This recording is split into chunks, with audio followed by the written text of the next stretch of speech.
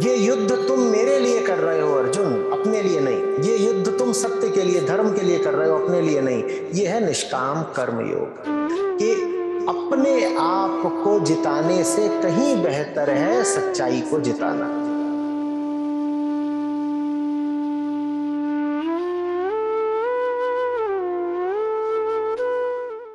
हंस गीता प्रथम श्लोक।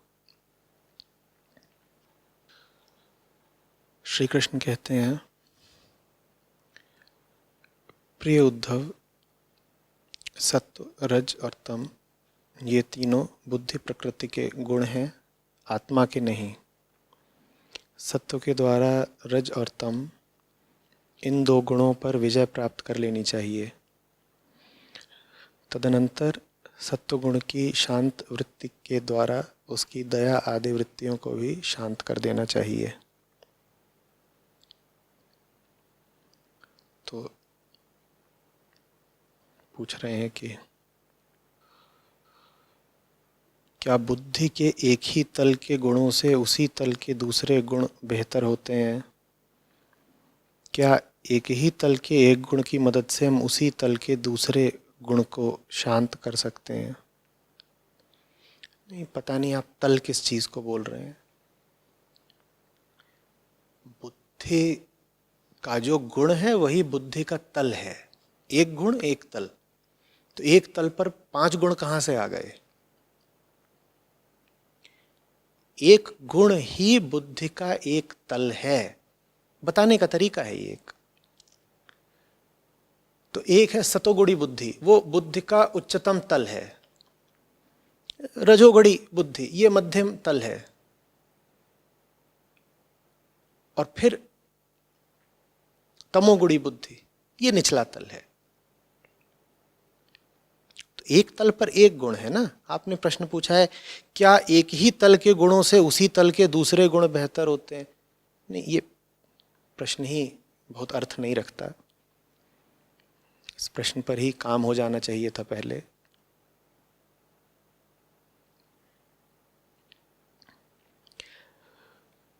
चलिए अब सवाल से आगे का जवाब देता हूं जो आपने पूछा नहीं है।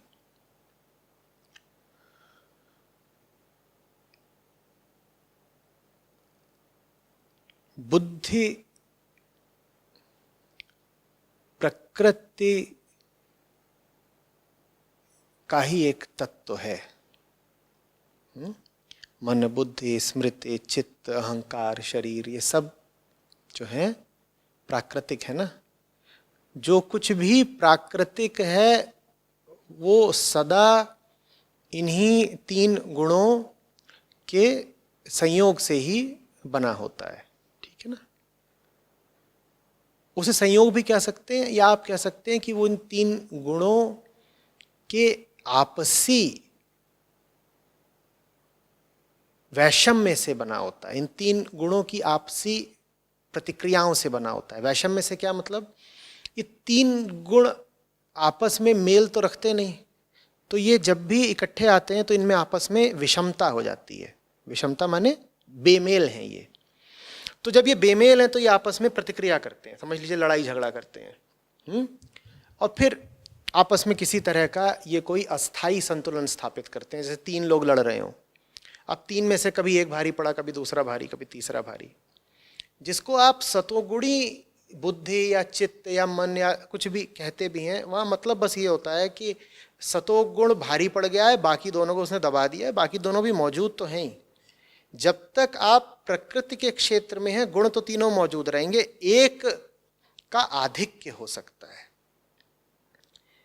एक का आधिपत्य हो सकता है, एक का राज चल सकता है, लेकिन बाकी दोनों भी न्यूनतर मात्रा में थोड़ा बहुत मौजूद तो रहेंगे ही। तो ये बात बुद्धि पर भी लागू होती है। किसी व्यक्ति में सतोगुणी बुद्धि होती है, किसी में रजोगुणी, किसी में तमोगुणी, और जैसे ही मैं कहता जा रहा हूँ मैं अपने कहे हुए का खतरा भी समझता जा रहा हूँ। आप कहेंगे अच्छा अच्छा मैं क्या करूँ, मेरी तो प्राकृतिक तौर पे बुद्धि ही सतोगुणी है। नहीं, चुनाव होता है, चुनाव होता है, चुनना होता है। भूलिए नहीं कि रजोगुण तमोगुण दोनों दुखदाता होते हैं और दोनों में एक केंद्रीय बात होती है अज्ञान। बस रजोगुण सक्रिय होता है और तमोगुण निष्क्रिय होता है। दुख और अज्ञान से भरा हुआ रजोगुणी खूब दौड़ लगाता है और दुख और अज्ञान से भरा हुआ तमोगुणी जाके नशा करके सो जाता है। लेकिन दोनों में जो मूल बात है वो यही है, क्या? दुख और अज्ञान। अज्ञान ना हो तो कोई फंसा क्यों रहेगा? और अज्ञान के बारे में मैंने बहुत बार स्पष्ट किया है कि अज्ञान का मतलब ज्ञान का अभाव नहीं होता। अज्ञान का मतलब होता है गलत ज्ञान, झूठा ज्ञान। ठीक है, अज्ञान जैसा कुछ नहीं होता। मन खाली नहीं रह सकता, मन में हमेशा ज्ञान मौजूद रहेगा। वो ज्ञान या तो सही हो सकता है, मुक्ति देने वाला, आनंद देने वाला, या वो ज्ञान गड़बड़ हो सकता है, झूठा, मिथ्या, भ्रम। तो ये जो रजोगुणी तमोगुणी बुद्धि होती है ये झूठे ज्ञान पर आश्रित होती है। सतोगुण क्या करता है? सतोगुण होता ही है ज्ञान मूलक। सतोगुण ज्ञान मूलक होता है, जिसमें आप समझने लगते हो चीजों को। बात समझ में आ गई, किसी ने कुछ बता दिया, कहीं कुछ पढ़ लिया, दृष्टि ने कुछ देख लिया, तो वो इसलिए फिर विजय पाता है रजोगुण और तमोगुण पर, क्योंकि रजोगुण तमोगुण किस पर आश्रित है? अज्ञान पर या झूठे ज्ञान पर। और सत्वगुण का केंद्रीय तत्व क्या है? सच्चा ज्ञान।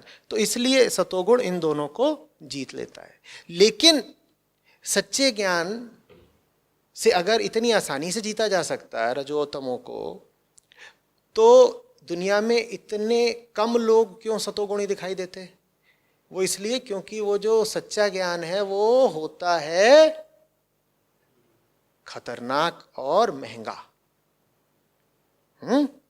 उससे हमको खतरा होता है। क्या खतरा होता है? खतरा ये होता है कि प्रमाद छिन जाएगा। प्रमाद समझते हो? नशा। और खतरा ये होता है कर्ता भाव छिन जाएगा। तमोगुण में प्रमाद होता है। तमोगुणी व्यक्ति का बिल्कुल जो सीधा साधा प्रतीक है वो है एक गंधाता, 10 दिन से न नहाया, अपनी दुर्गति करा हुआ, भ्रम कल्पना में अंधाधुंध भरा हुआ शराबी। और वो अपने बिस्तर पर पड़ा हुआ है, बिस्तर के ठीक नीचे उसने उल्टी क्या कर रखी है, दस्त भी कर रखी है, उसका पूरा माहौल दुर्गंध युक्त है। लेकिन ये व्यक्ति घोर आत्मविश्वास से भरा हुआ है और इसका इरादा है अभी और पीने का। क्यों? क्योंकि पी करके इसे प्रमाद मिलता है और प्रमाद में अपनी तरह का एक सुख है। प्रमाद तुम्हें जीवन की हकीकत से काट देता है। प्रमाद तुम्हें अनुमति दे देता है कि तुम अपने ही दिवा स्वप्न में जियो। तुम अपने लिए एक वैकल्पिक परिदेश बना लेते हो और तुम उसमें जीना शुरू कर देते हो। इसीलिए तो नशेड़ी के लिए आवश्यक हो जाता है बार बार नशा करना। वो नशा नहीं करेगा तो अपने देश में वापस कैसे पहुंचेगा?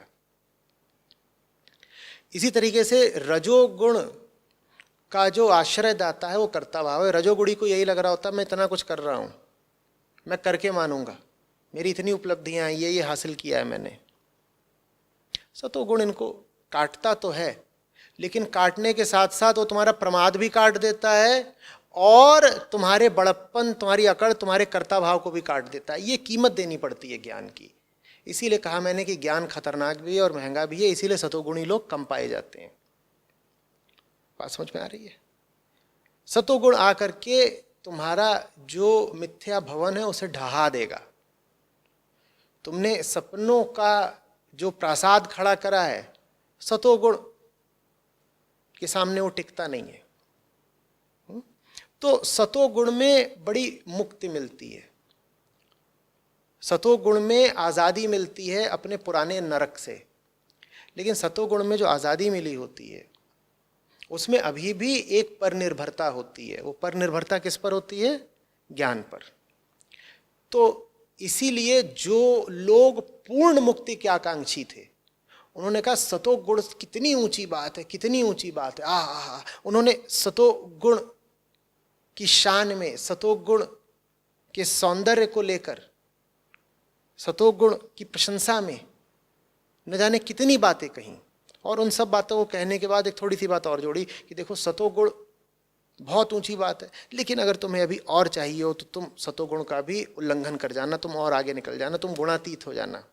वो फिर पूर्ण समाधि की बात हो गई, वो पूर्ण मुक्ति हो गई, तुम प्रकृति से ही परे हो गए। तीनों गुण ही प्रकृति हैं, तुम तीसरे गुण से भी आगे निकल गए, अगर सतोगुण से भी आगे निकल गए तो अब तुम्हारा प्रकृति से कोई लेना देना नहीं।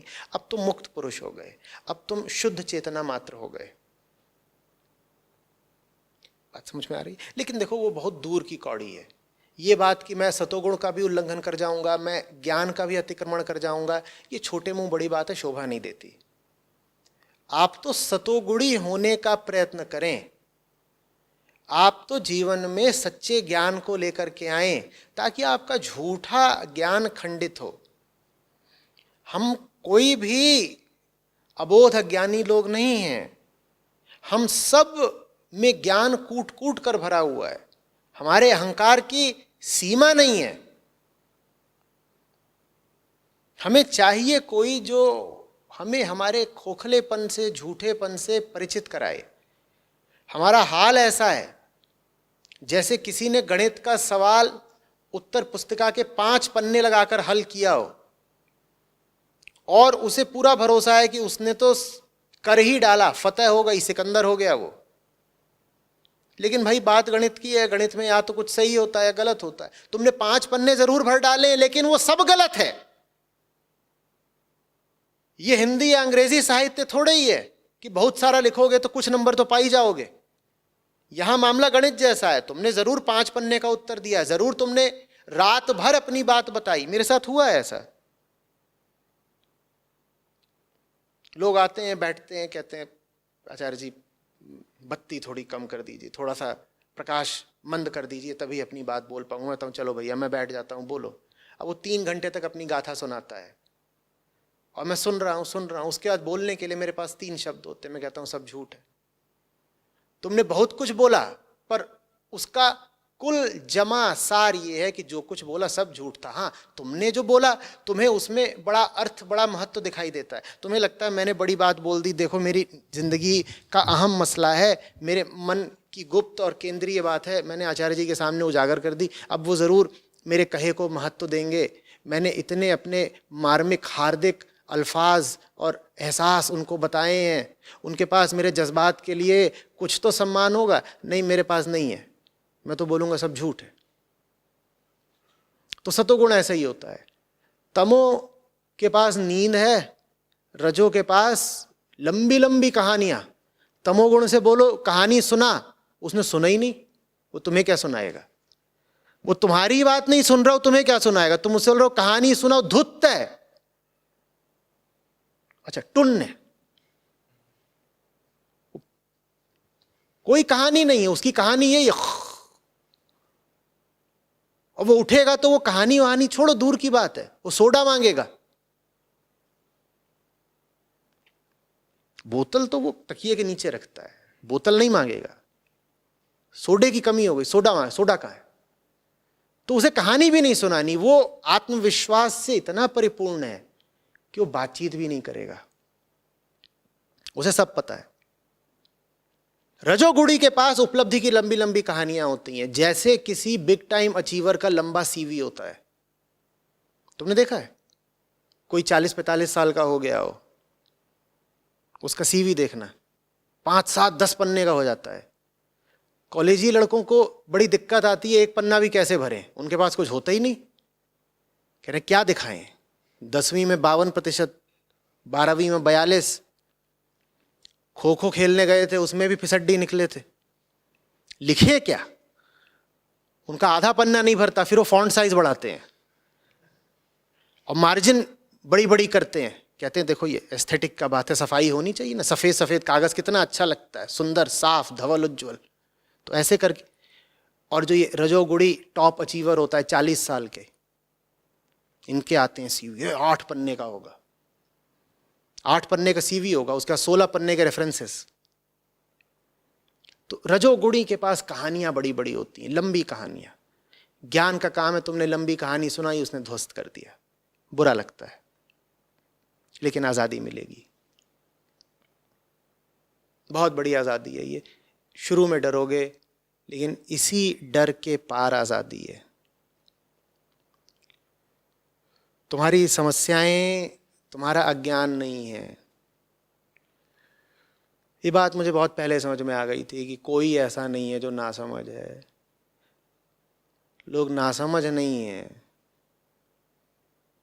वो बेईमान है। न नासमझ है न नाफरमान है, हम सिर्फ बेईमान है। नाफरमानी समझते हो? अवज्ञा। तुम्हारी आज्ञा नहीं मान रहा वो, आज्ञा वो मान ही नहीं सकता। तुम्हारी आज्ञा मानेगा तो वो बिखर जाएगा। तो तुम्हारे सामने नाफरमानी करेगा, तुम कोई भी हो। मैं ये नहीं कह रहा हूं कि तुम उसके ऊपर तानाशाही चला रहे हो, तुम उसके शुभचिंतक भी हो। तुम उसे जो बोलोगे वो तुम्हारे सामने खड़ा होकर के नहीं मानेगा। मान लिया तो वो बिखर जाएगा।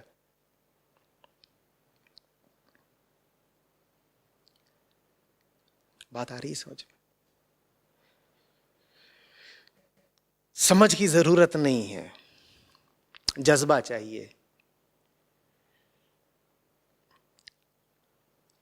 अपने खिलाफ तुम में जब तक विरक्ति नहीं उठ रही, अपने खिलाफ तुम में जब तक उदासीनता ही नहीं, घृणा नहीं आ रही, तुम अपनी तमोगुणी या रजोगुणी प्रकृति को छोड़ोगे ही नहीं। तुम में जब तक अपने प्रति एक सक्रिय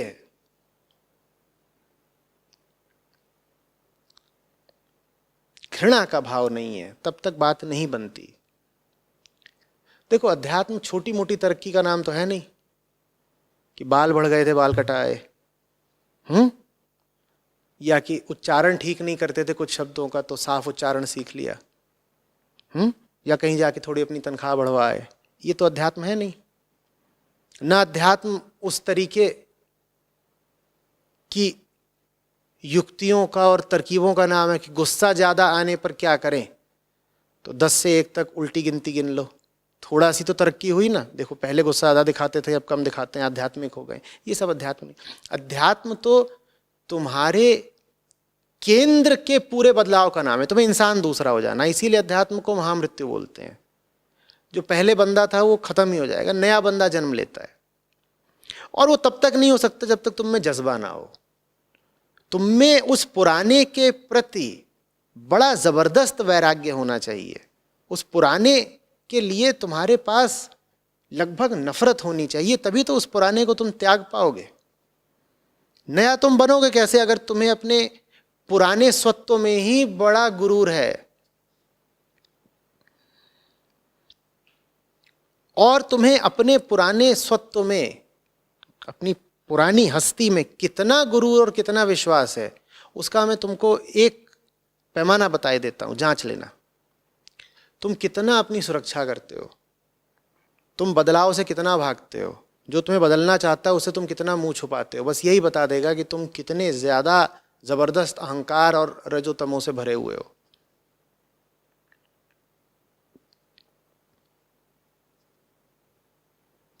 और अगर ऐसी तुम्हारी हालत है तो तुम्हारी हालत तुम्हें मुबारक, कोई बदलाव नहीं हो पाएगा। बस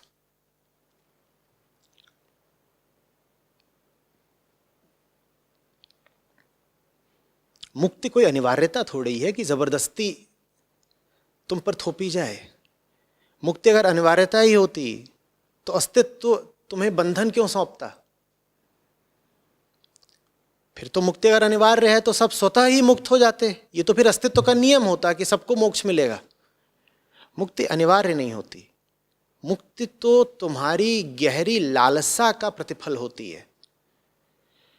मुक्ति तो भीतर से उठती कराह होती है।